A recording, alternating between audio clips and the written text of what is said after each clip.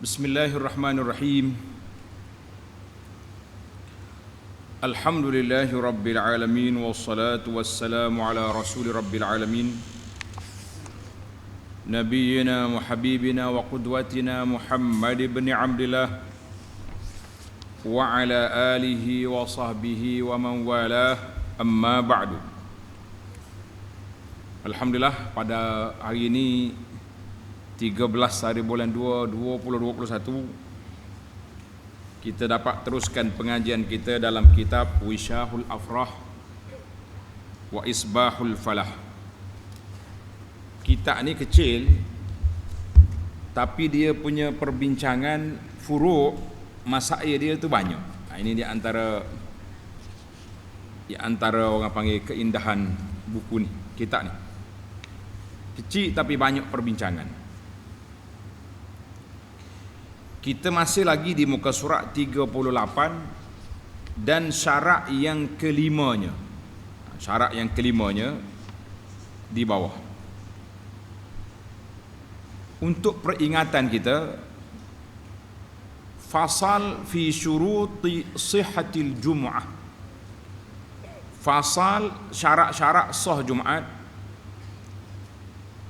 Bermula syarat sah Jumaat itu 6 perkara. Yang pertama, hendaklah kita solat Jumaat dalam waktu zuhur. Tak boleh solat dalam waktu asar atau pukul 12 belum zuhur, tak boleh. Syarat yang kedua, dikerjakan Jumaat dalam perbinaan dan perhimpunan. Mesti duduk dalam qaryah. Tak boleh kita pergi berkelah di padang pasir, kita Jumaat je tak. Syarat yang ketiga, jangan terdahulu akan Jumaat itu dan jangan menyertai akan dia oleh Jumaat yang lain. Mana dalam satu kampung tak boleh dua tempat solat Jumaat. Kalau tidak, yang pertama jadi, yang kedua tak boleh.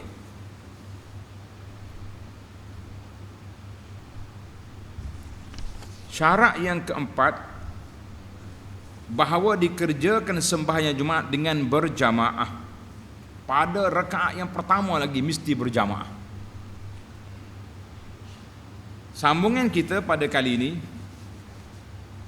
dan syarat yang kelimanya. Tanda situ pelajar, syarat yang kelimanya yang bahawa adalah jemaah pada solat Jumaat itu mesti 40 orang. Tanda. Ini kita kena belajar, pada kali ini kita kena belajar betul-betul dari sudut bilangan jamaah. Sebelum kita kena PKP dulu, relax ya, 40 orang ni kan. Bila mari PKP jadi 4 orang, kemudian naik 12, kemudian naik 40, naik 50, naik 30%. Tandalah pelajar-pelajar, tahun ni bermula di akhir tahun 2020 sehingga tahun ni kita ada isu baru dalam solat Jumaat, iaitulah tentang bilangan Jumaat. InsyaAllah dalam bilangan Jumaat ini kita ada di muka surat 40 nanti ada perbincangan tentang bilangan khilaf ulama tentang bilangan Jumaat. Tunggu di akhir perbincangan. Jadi anda tak mula di sini. Sekarang ni kita masuk terus ke 40. Yang kita nak bincang ni dalam kategori 40 mengikut mazhab Syafi'i.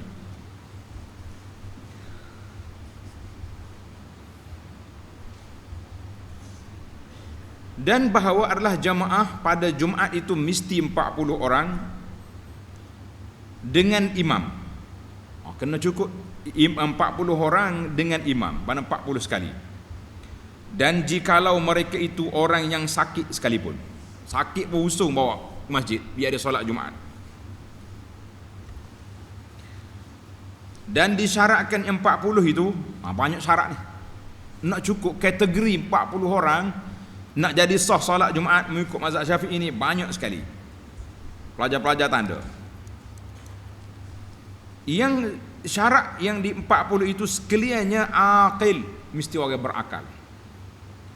Baligh, yang kedua orang yang sudah baligh. Kanak-kanak tak masuk bilangan, boleh solat. Yang ketiga laki-laki, perempuan tak kira. Yang keempat, merdeka. Mana hamba tak masuk bilangan. Yang kelima, mustautin. Makna orang yang penduduk tetap di qaryah itu. Itu makna mustautin. Kita ni ada dua kategori. Satu mustautin, satu lagi dipanggil muqim. Mustautin dan muqim. Makna kalau mustautin, hak tetap, muqim ni orang mari duduk situ tapi dia bukan penduduk warga tetap di situ. Macam orang mari menyewa kat rumah kita tu, itu dia tak mari tetap. Tapi dia panggil muqim, tidak mustautin. Ini yang disebut oleh para ulama kita. Baik, kita akan masuk satu-satu. Adapun kanak-kanak dan sahaya, pelajar tanda. Sahaya itu makna hamba. Hamba tak ada zaman kita ni. Dan orang perempuan, wanita, dan khunsa, dan orang musafir, maka sah Jumaat mereka itu, dan tiada wajib Jumaat atas mereka itu, dan tiada jadi Jumaat dengan mereka itu. Sedap bahasa kita lama ni. Sah Jumaat mereka itu, apa lagi? Dan tiada wajib Jumaat atas mereka itu, dan tiada jadi Jumaat dengan mereka itu. Sedap. Faham tidak dia punya ayat? Makna orang perempuan, kanak-kanak, orang musafir, kalau dia pergi solat Jumaat sah. Tapi dia tak masuk dalam kira-kira, tidak masuk dalam bilangan 40. Itu maksud dia. Dan adapun yang muqim. Tengok ni. Orang muqim yang tiada mustautin. Macam kamu ni, pelajar ni, dia panggil muqim. Tapi bukan mustautin. Sebab dia ingat nak balik. Kau tak saya balik. Ingat nak balik. Kecuali itu. Habis dia mustautin. Dia tak ada tempat kapur nak balik dah. Dia sini dah kapur dia. Mau nak jadi mustautin sini, cari mana-mana anak perempuan hak sama-sama ni, orang kapur ni nikah, duduk kat situ. Jadi mustautin. Itu beza di antara mustautin dengan muqim. Kamu dipanggil muqim tapi bukan mustautin. Dan adapun yang muqim yang tiada di mustautin, maka wajib Jumaat atasnya dan tiada jadi Jumaat dengan dia. Wajib Jumaat atasnya, tidak jadi Jumaat dengan dia. Mana dia tak masuk dalam bilangan 40. Dan adapun yang murtad, na'udzubillah, orang murtad wal'iyazubillah, maka wajib Jumaat atasnya dan tiada sah Jumaatnya. Malah ni banyak agak falsafah sikit. Wajib Jumaat atasnya, tiada sah Jumaatnya. Sah kan dia murtad, na'udzubillah. Dan adapun kafir asli dan yang gila dan yang pitam, maka tiada wajib atas mereka itu dan tiada jadi Jumaat dengan mereka itu dan tiada sah Jumaat mereka itu. Kena 3 kali mereka itu. Siapa dia mereka itu? Mereka itulah dia. Kau mana? Dah. Sedap juga main mereka itu. Dan adapun orang yang tiada Jumaat, tiada wajib Jumaat atasnya, tadi musafir, kanak-kanak, wanita. Orang ini tak wajib Jumaat dan jadi Jumaat dengan dia itu, dan jadi Jumaat dengan dia itu orang yang baginya uzur daripada segala uzur Jumaat yang lain daripada musafir. Maknanya jadi Jumaat. Contohnya dia ni sakit. Orang sakit ni uzur dah, dia tak pergi Jumaat, tak berdosa. Tapi kalau kita usung dia, boleh dikira. Dan dikendak dengan mustautin. Tanda pelajar. Tak tepi kita, apa dia maksud mustautin dengan mukim yang kita duduk bincang awal tadi. Dan dikendaki dengan mustautin itu, keadaan mereka itu mustautin, penduduk tetap pada negeri atau dusun. Apa makna dusun? Kampung tu dia. Bukan dusun kelapa, dusun apa ni, durian. Dalam kitab Jawi ni kalau kata dusun makna kampung, qaryah. Mustautin itu keadaan mereka itu mustautin pada negeri atau dusun tempat Jumaat, iaitu orang yang tetap pada kediamannya, tiada pergi ia daripadanya pada musim sejuk dan tiada pada musim panas, melainkan kerana hajat berniaga atau ziarah atau barang sebagainya. Mana orang ni duduk sini, kalau dia pergi pun dia pergi kerja, balik sini balik, atau dia pergi travel, dia pergi mana, balik semula. Maka tiada jadi Jumaat dengan orang musafir sekalian mereka itu atau setengahnya, dan tiada jadi Jumaat dengan orang yang tiada mustautin, seperti orang yang mukim pada tempat Jumaat. Dengar ni, dia mukim di qaryah itu akan tempat solat Jumaat, atas mencita-cita ia hendak kembali kepada tempat kediamannya kemudian hari. Dan jikalau kemudian daripada beberapa puluh tahun sekalipun orang itu masih lagi mukim. Kalau kita di sini kan pelajar-pelajar kita warga pondok. Ini kalau tanya warga pondok ni, nak gimana lepas ni? Balik kampung, betul tak? Balik kampung. Maknanya dia bukan mustautin, dia mukim. Tapi dia wajib solat Jumaat. Cuma Jumaat tidak dikira dengan dia.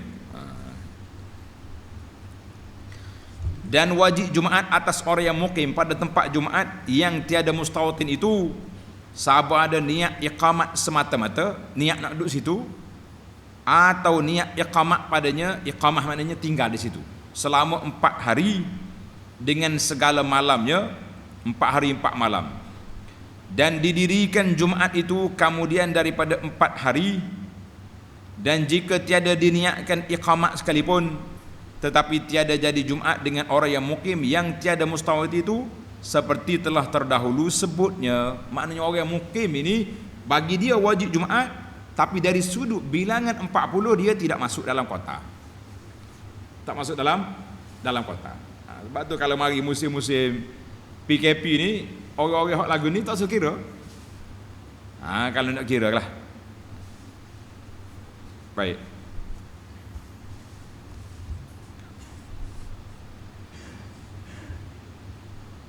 Demikian lagi tiada jadi Jumaat dengan yang mustautin pada tempat yang lain daripada tempat Jumaat. Dan jikalau wajib ia hadir kepada negeri Jumaat sekalipun. Orang ni duduk satu kampung, mustautin, tapi bilangnya dia 10 orang, bilangnya dia 20 orang, mazhab Syafi'i nak 40 kan, maka dia tak jadi Jumaat buat dia tu. Habis nak Jumaat, dia kena pergi ke kampung yang ada Jumaat. Dan jikalau berhimpun dusun, satu kampung itu berhimpun, dan di dalam tiap-tiap satu daripada keduanya kurang daripada 40, tetapi jika berhimpun sekalian mereka itu nascaya cukup mereka itu 40, maka tiada jadi Jumaat dengan mereka itu.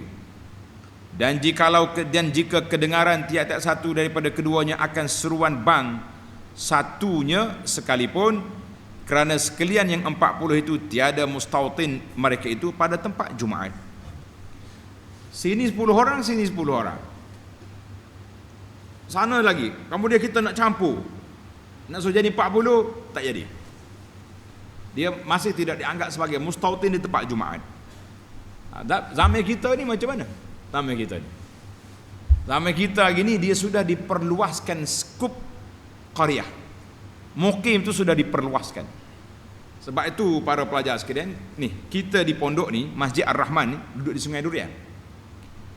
Sungai Durian nak pergi ke mukim yang kedua, Kapuk Enggong, 5 km.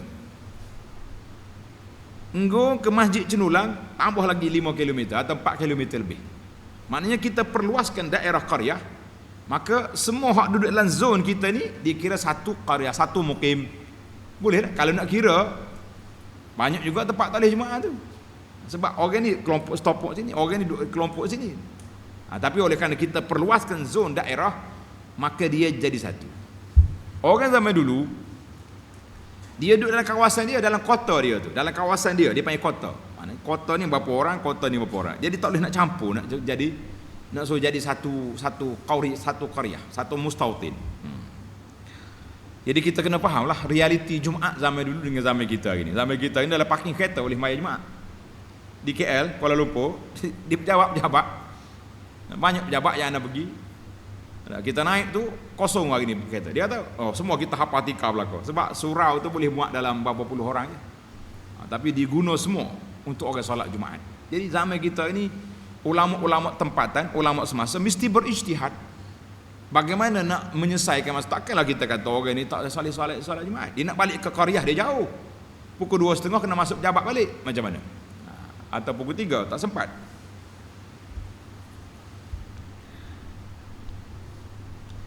Dan jika seorang ada dua rumah, tanda ni. Siapa dia sini bakal nak ada dua rumah? Angkat tangan. Ada keturunan dua rumah ada sini. Ayah dia ada dua ibu. Mana angkat tangan nak tengok? Tak berani akak. Ya.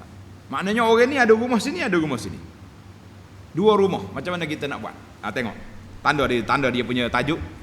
Orang yang punya dua qaryah, dua rumah, di mana tempat dia wajib Jumaat. Ini menarik. Dan jika bagi seorang ada dua rumah, tempat kediamannya pada dua negeri. Kita kata kita rumah ada di sini, kita banyak bisnes di ibu negara, di KL contohnya, ada kita beli rumah sebuah lagi situ dengan nama kita. Manakah negeri kita? Maka diiktibarkan dengan negeri yang banyak didiami padanya. Dia duduk mana banyak? Duduk sini banyak, di sana dia beli pergi sekali-sekala je, sebulan sekali, 2 bulan sekali, maka iktibar dia tempat dia duduk banyak. Dan jika bersamaan ia sama-sama sini seminggu, sini seminggu, maka diiktibarkan dengan negeri yang ada padanya ahlinya dan hartanya. Di mana ada isteri dia, di mana ada anak dia, itu yang ambil kira. Dan jika ahlinya pada satu negeri dan hartanya pada satu negeri yang lain, keluarga sini tapi dia punya bisnes, harta dia duduk di negeri lain, di rumah satu lagi, maka diiktibarkan dengan negeri yang ada padanya mana dia duduk. Dan jika bersamaan keduanya sama-sama ada, sini ada isteri, ada anak, ada harta, rumah satu lagi ada isteri, ada anak, ada harta, sama-sama, maka diiktibarkan dengan negeri yang ada ia pada ketika Jumaat. Mu ada sini, mu mukim sini. Waktu bulan depan, minggu depan mu duduk rumah nombor 2, sana mukim awak. Mana dia ada dua mukim. Dia ada dua mukim. Sama ada sini atau sini. Ini dalam masalah Jumaat. Nanti kita akan pening nanti sikit lagi. Waktu dia musafir, dia nak qasar di mana? Apakah diiktibar kita? Maka jawab dianya, orang ni dianggap sebagai dua mukim. Dua mukim. Kalau di sini, siapa rumah ni, dia tak boleh pergi qasar. Dia kena putuskan mana dia boleh qasar dalam musafir saja, dalam perjalanan. Dalam perjalanan, rumah nombor 1, rumah nombor 2, tengah-tengah dia boleh qasar. Zuhur, asar, qasar. Sampai sana maghrib isya lah. Itu dia panggil orang yang hukum dua mukim. Dia dua tempat rumah dia.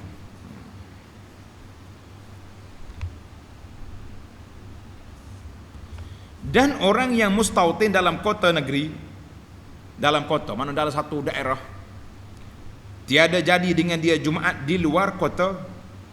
Maknanya kalau kampung kita ni ada kota pagar sini, kita pergi luar tak jadi. Dan orang yang mustautin di luar kota tiada jadi dengan dia Jumaat dalam kota. Dia nak masuk, nak cukup bilangan kita, tak boleh.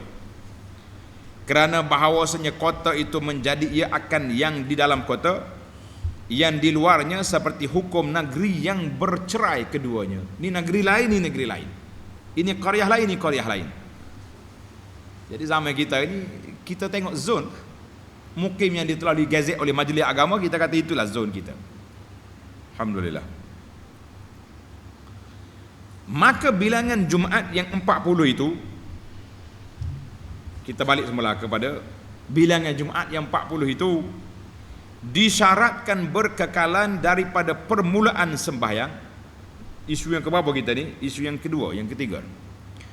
Makna syarat 40 orang tu mesti berkekalan bilangan tu, tak boleh kurang. Seorang pun tak boleh kurang.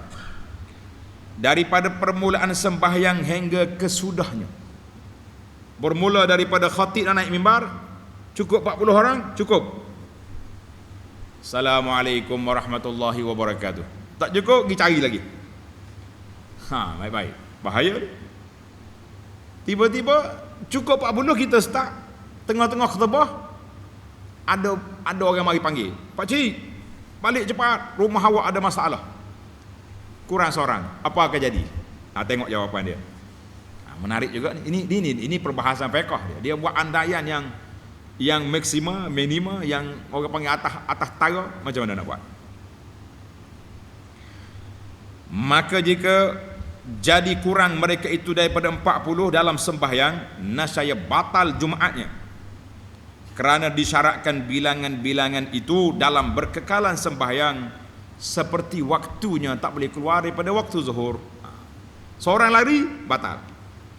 Khatib tengah duduk khutbah, astaghfirullahalazim, duduk, tunggu dulu lagu mana.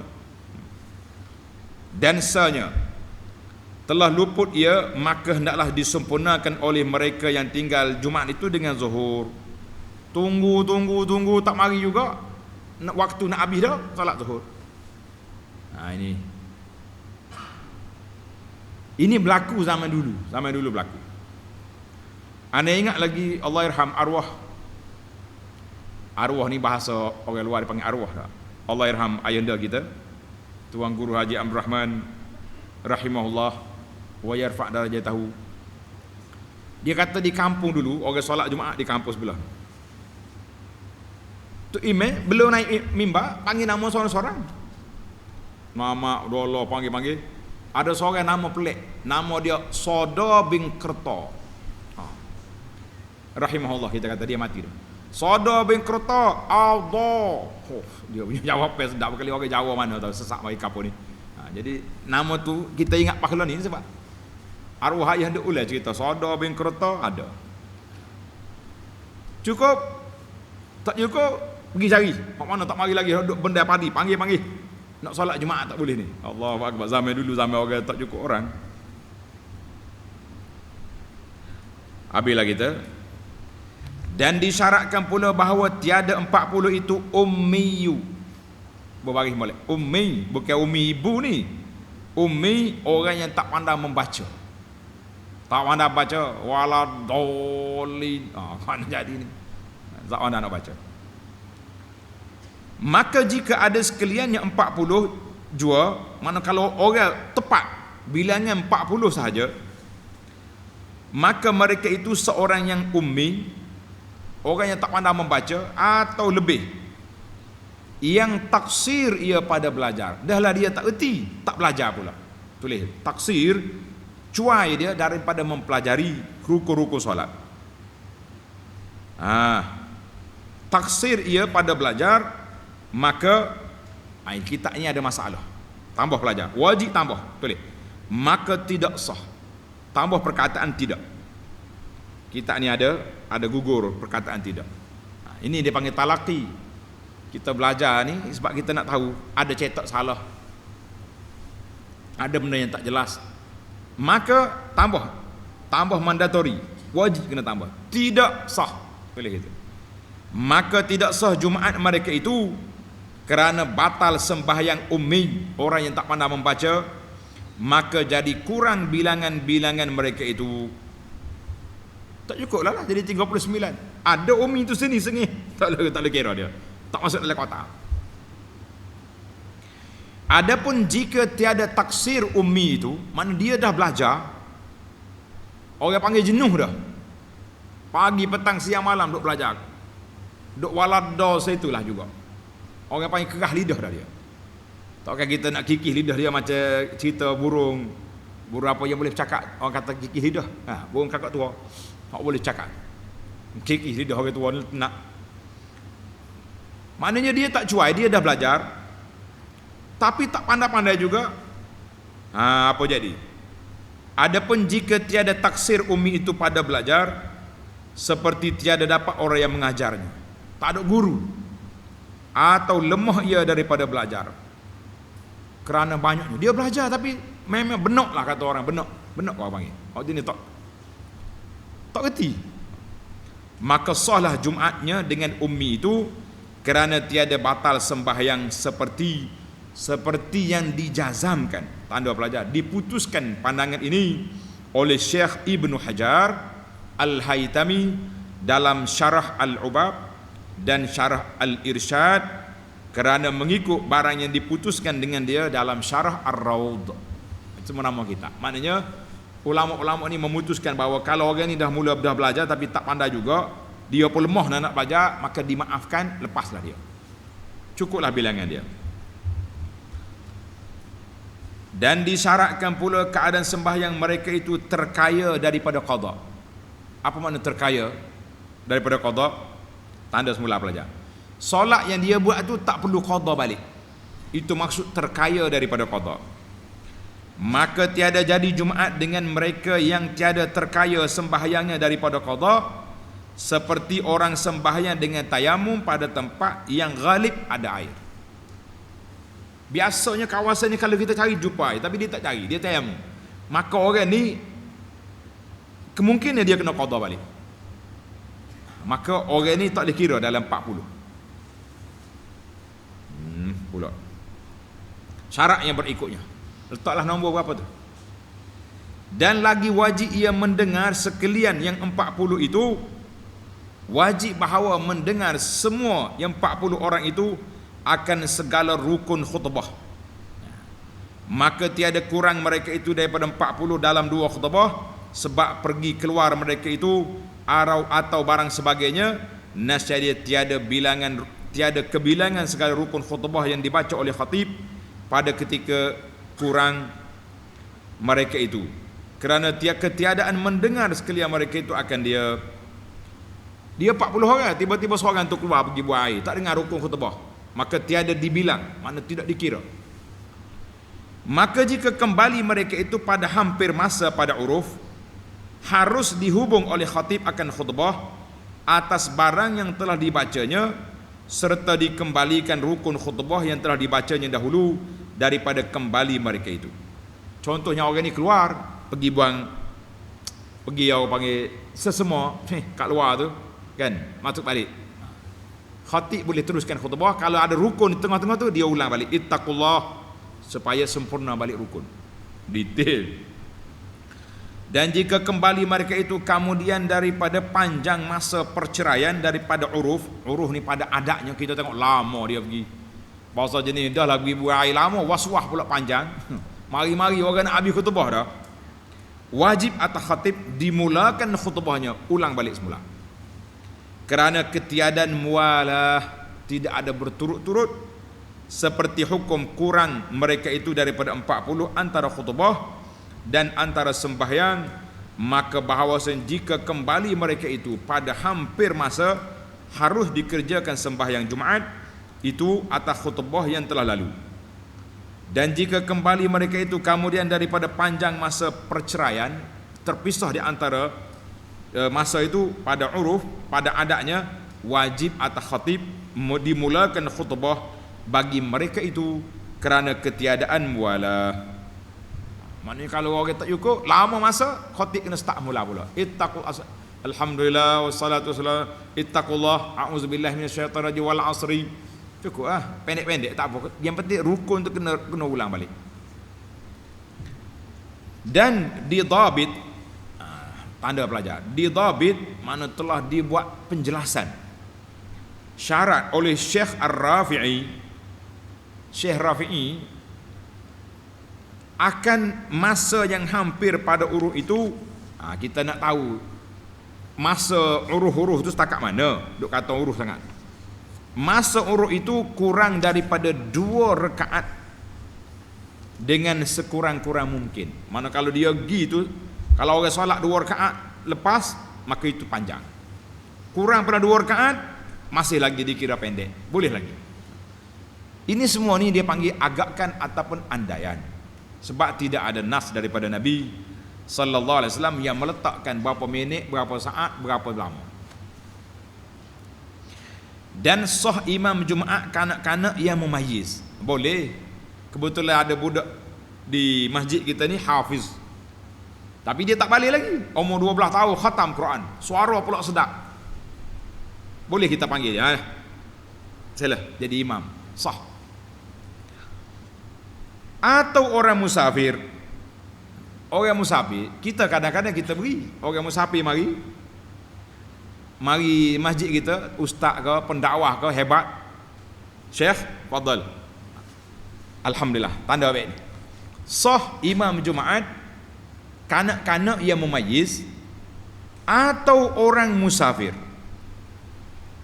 Anak beraja hari tu syekh besar mari, Syekh Muhammad Isa Ma'srawi hafizahullah ta'ala, ulama besar. Kalau tengok dalam internet ada orang panggil rijal fi ilmil qiraat di zaman kita ni. Tak kira Ma'srawi ada, kita nak duduk depan. Syekh, fadal salatul Jumaat, dia jadi imam. Mana dia musafir. Dalam kitab ni kita kata tidak jadi masalah, sah. Yang pentingnya bilangan asal jemaah itu cukup 40 orang, maka tidak jadi masalah. Kanak-kanak pun boleh, jangan perempuan tak boleh. Atau tengok nota kaki, atau sahaya hamba orang, atau yang berhadah kecil atau berhadah besar yang tidak diketahuikan hadahnya, melainkan kemudian daripada sembahyang. Orang ni solat jadi imam, sudah jadi imam, dia mari asar nanti dia kata astaghfirullahalazim, saya solat jemaah tadi tak ada wudu. Dia tak teringat, duduk atas motosikal terketung, kita kata dia ambil dah wudu, sah jemaat. Yang penting 40 orang sudah cukup.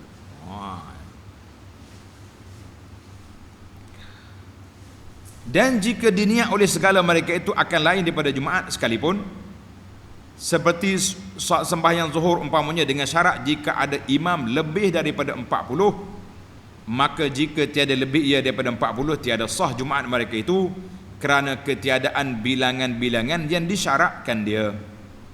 Yang disyaratkan dia tak cukup. Ini perbahasan detail juga lah ni kan. Demikian lagi tiada sah Jumaat jika nyata keadaan imam itu kafir. Na'udzubillah.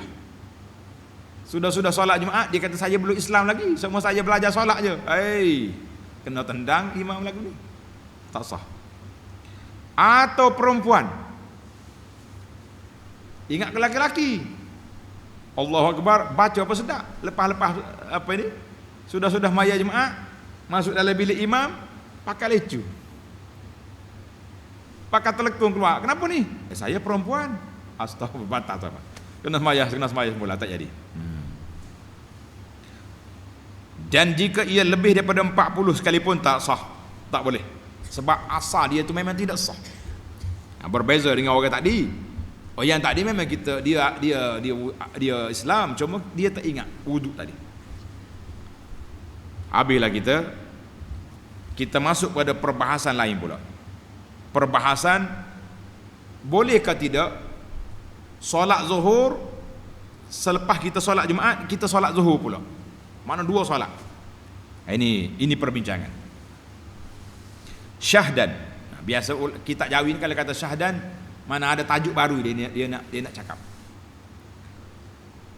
Syahdan bermula sembahyang zuhur kemudian daripada Jumaat itu, ada kalanya wajib, ada kalanya sunat, dan telah diketahui akan keduanya daripada yang telah terdahulu kenyataannya. Dan ada kalanya haram, lagi tiada sah, dan iaitu jika tiada dalam negeri itu melainkan satu Jumaat jua, maka sahnya telah diketahui daripada yang telah terdahulu sebutnya bahawa disyaratkan jamaah pada Jumaat itu 40 orang, maka tiada jadi Jumaat dengan kurang daripada 40. Ini payah sikit lah kan. Dan ditanya Syekh Bulqini, Sirajuddin Al-Bulqini rahimahullah, orang tanya dia tentang ahli dusun satu kampung tiada sampai bilangan mereka itu 40 orang. Ini anak banyak kes berlaku.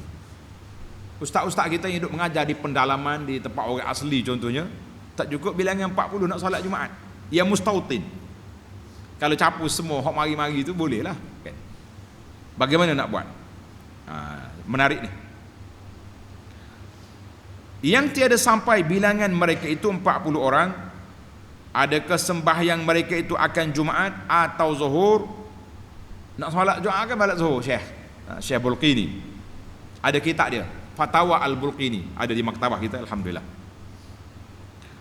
Dia kata, maka dijawabnya, hendaklah sembahyang mereka itu akan Zuhur atas mazhab Imam Syafi'i. Ikut Syafi'i kena bayar Zuhur. Walaupun 30 orang ada Zuhur. Dan telah mengharus, ini penting nih, kita kena kaji.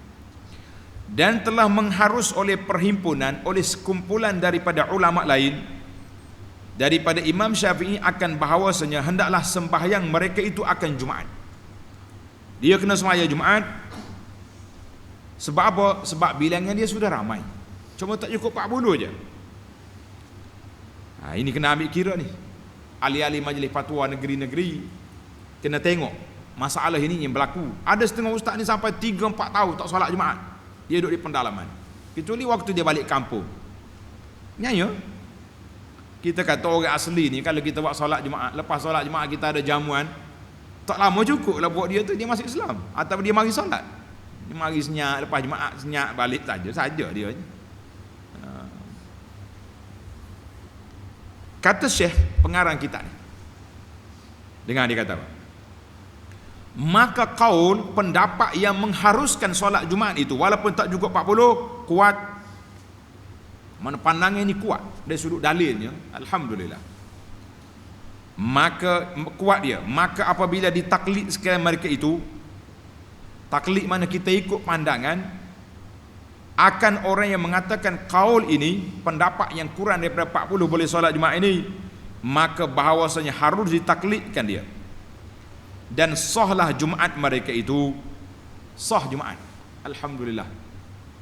Dan jika mengambil ihtiyat, makna langkah berhati-hati, berjimat cermat dalam ibadat, segala orang yang taklid itu dan sembahyang mereka itu akan Jumaat, kemudian maka sembahyang mereka itu akan Zuhur, adalah ia terlebih elok nak keluar daripada khilaf.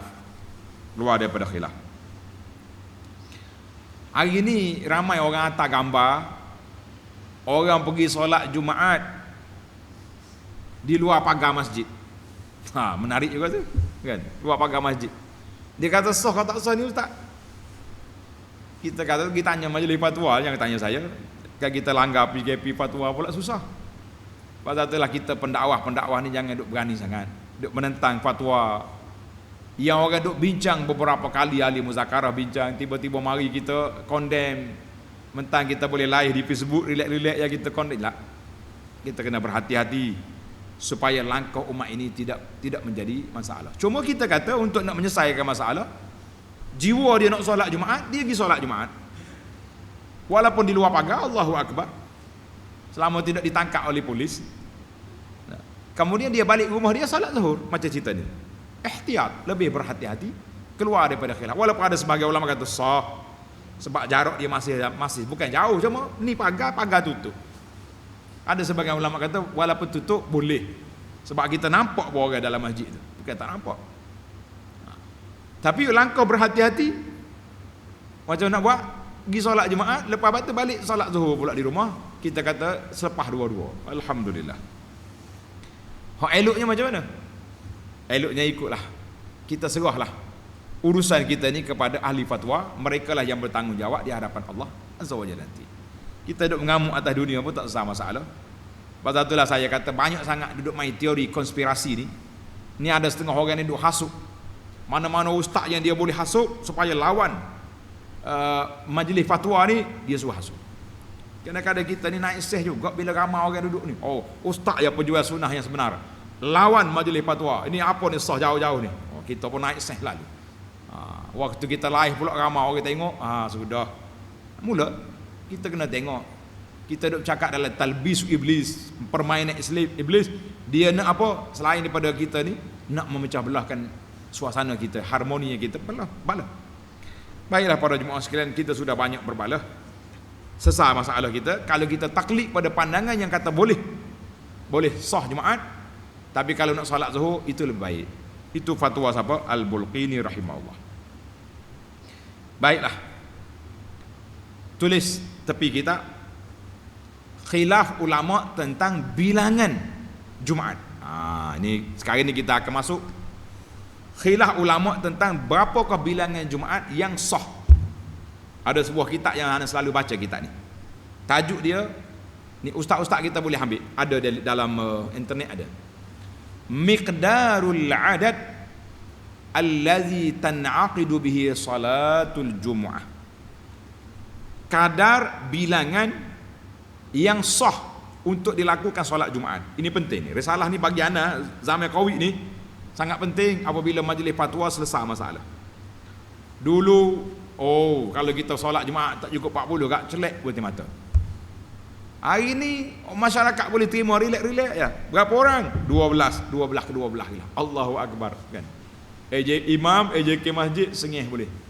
Setengah orang boleh sembahyang Jumaat perlu update di Facebook. Saya ni di antara orang yang bahagia, disayangi oleh Allah Azza wa Jalla, tak pernah miss solat Jumaat sebab jadi AJK masjid. Jangan duk menyakiti hati kawan-kawan. Ramai lagi orang tak boleh solat Jumaat sampai berbelah minggu. Kita duk main sini suka-suka dalam Facebook lah. Nak suka nak boleh kereta baru, tunjuk tak apa, tapi dalam bab ibadat ni perasaan kita lain. Tengok kita, tanda betul-betul. Dan ketahui olehmu bahawasanya disyaratkan sah Jumaat dengan bilangan 40 itu satu qaul, satu pandangan daripada 14 qaul. Ulama kata ada 14 pandangan tentang bilangan Jumaat. Hak 40 ni 1/14. Baru kita tahu dunia ni luas. Waktu mula-mula kerajaan majlis membenarkan solat 12 rakaat, ada imam tak solat. Apa Jumaat macam ni? Tak mau dia. Kita kata ini arahan. Arahan pun pekoh tak ada. Macam alim dia daripada ahli fatwa kan. Bila orang tanya ana kata alhamdulillah. Inilah hasil ana duduk ajar kepada pelajar-pelajar kita dalam masalah benda khilaf. Saya perluaskan perbincangan supaya bila berlaku macam ni orang tak panik. Ada Abu Anas cakap dah dulu, boleh solat Jumaat 12 orang, boleh 30, boleh 40, boleh lebih lagi kan. Barulah orang tak panik. Kita kata alhamdulillah. Tengok kita cakap banyak pun tak guna. Yang pentingnya kita doa supaya Covid ni hilang insya-Allah. 1/14, satu daripada 14. Tulis nombor 1 40. Letak nombor. Dan yang kaul yang keduanya sah Jumaat dengan seorang jua. Masya-Allah. Seorang apa sembahyang Jumaat juga dia. Asalkan hari Jumaat. Ini diriwayatkan daripada Ibnu Hazm. Ibnu Hazmin dia ni mazhab Zahiri. Dia kata sah seorang. Dan pendapat yang ketiga 2 orang seperti sembahyang berjamaah. Ini pandangan siapa? Pandangan Ibrahim An-Nakhai. Tukar baris tu, bukan Najai, Nakhai. Tak ada nama orang Najai. An-Nakhai. Ibrahim An-Nakhai. Dan pendapat yang keempatnya 3 orang serta imam. Maknanya imam 2 makmum. Ini pendapat Imam Abu Hanifah dan Sufyanus Tsauri rahimahumullah. Dan kaul yang pendapat yang kelimanya 2 orang serta imam. Sedap lagi. 2 orang. So imam makmum jemaat. Ini pandangan Imam Abu Yusuf dan Muhammad Ibnul Hasan Asy-Syaibani. Tanda pelajar, Abu Yusuf dengan Muhammad bin Hasan ni murid kepada Abu Hanifah. Anak murid tak ikut guru. Berlaku lagu tu. Dan Al-Laits bin Sa'ad. Laits ni ulama Mesir. Ulama di Mesir. mengatakan 2 orang. Dan pendapat yang keenam 7 orang. 7 orang boleh solat Jumaat. Ini pandangan Ikrimah. Nama ulama Ikrimah. Dan kaul yang ketujuhnya 6 orang. Ini pandangan Rabi'ah. Rabi'atul Ra'yi ini, dia ni guru pada Imam Malik. Dan kaul yang ke-8-nya 12 orang. Ini yang masyhur ni. 12 orang ni boleh solat Jumaat, 12 orang ni. Ini pandangan Rabi'ah juga. Dan Imam Malik. Dia dua. Murid dengan guru dia tu kata 12 orang. Tulis tepi kitab sambil-sambil gurau, inilah pandangan mazhab Qawi. Jangan tulis marah dia. Mau pejabat agama. Musyrik Qawi ni 12 orang. Berapa kali kita keluar dapat surat dengan ampuni sekian-sekian pada tarikh sekian-sekian, maka dibenarkan solat Jumaat dengan 12 orang. Pendapat siapa ni? Rabi'ah dan Imam Malik. Alhamdulillah. Nahnu Maliki dalam beberapa minggu musim PKP. Allah. Dan kaul yang ke-9-nya seperti itu juga. Sama juga 12 orang. Lain daripada imam, mana 13 lah. 13 orang. 12 capu imam. Ini pandangan Ishaq bin Rahaweh. Dan pendapat yang ke-10 20 orang. Riwayat Ibnu Habib Al-Maliki. Ibnu Habib, mana Habib? Daripada Imam Malik. Ibnu Habib riwayat daripada Malik berapa orang? 20 orang. Dan pendapat yang ke-11 30 orang. Demikian itu juga. Mana daripada Malik juga. Dan pendapat yang ke-12-nya 50 orang riwayat daripada Imam Ahmad. Dan dihikayatkan dia daripada Sayyidina Umar bin Abdul Aziz radhiyallahu anhu. Dan kaul yang ke-13-nya 80 orang. Berat lagi 80 orang. Dihikayatkan dia oleh Al-Maziri. Dan kaul yang ke-14 14 ni berapa orang? Dia kata tak ada bilangan. Perhimpunan yang ramai tiada terhingga. Asal kau ramai, Jumaat lah kita. Habislah kita. Berapa pandangan? Ada 14 pandangan. Kalau nak baca dengan hujah, dengan dalil, pelajar-pelajar saya syurkan baca kitab ni, Miqdarul Adat allazi tan'aqidu bihi salatul Jumaah. Cari risalah ni. Anda tak bacalah. Kitab kita ni ringkas, saya pun ringkaskan dia. Yang penting kita nak maklumkan kepada para pelajar, tidak semestinya 40. Mana kalau pemerintah kita benarkan 12 orang, kita kata alhamdulillah, kita solatlah Jumaat ikut ulil amri, dan ada pandangan ulama. Kalau mari pandangan tak ada langsung pandangan ulama, itu penat juga kita. Jadi ada pandangan ulama, kita kata alhamdulillah. Di sinilah kata di para pendakwah kita, corona telah mengajar kita banyak perkara yang kita tak peka belum ni. Di antaranya isu solat Jumaat. Kemudian isu penjarakan ini. Jarak ni tak ada dalam sunnah, suruh jarak. Kan? Tapi oleh kerana keadaan begini berlaku, maka para ulama berijtihad, boleh ke tak boleh? Maka dia akan dalam keadaan darurat, terpaksalah kita kena buat penjarakan. Kalau tidak, tutup terus masjid. Mana baik tutup masjid dengan ni? Ada setengah orang jalur keras, dia kata baik tutup masjid. Pakat solat di rumah boleh rapat-rapat. Kita kata subhanallah, solatul jamaah, azan fil masjid syiarul Islam. Macam mana kita nak senang-senang nak tutup? Jadi banyaklah pekoh-pekoh ni kita kena belajar. Bukan sekadar hafal 2-3 hadis, boleh baca 2-3 ayat, suara kita pula sedap, orang pakat dengar, tapi menimbulkan kecelaruan kepada masyarakat. Baiklah para jemaah sekalian, tamatlah kita syarat Jumaat yang kelima, bilangan 40, dan beberapa kriteria nak lulus 40 orang tu. Siapa dia? Mustautin, dan orang kena baca molek, macam-macam lagi dia punya syarat, seperti yang telah kita bincangkan. Alhamdulillah, insya-Allah kita akan sambung dalam siri yang akan datang. Dan syarat yang ke-6-nya, bahawa terdahulu akan Jumaat itu dengan 2 khutbah. Kita akan bicara di sini akan datang Syarat Jumaat itu 2 khutbah insya-Allah. Subhanakallahumma wa bihamdika asyhadu an la ilaha illa anta astaghfiruka wa atubu ilaik. Wa sallallahu ala nabiyyina Muhammad wa ala alihi wa sahbihi ajma'in. Walhamdulillahi rabbil alamin. Wassalamu alaikum warahmatullahi wabarakatuh.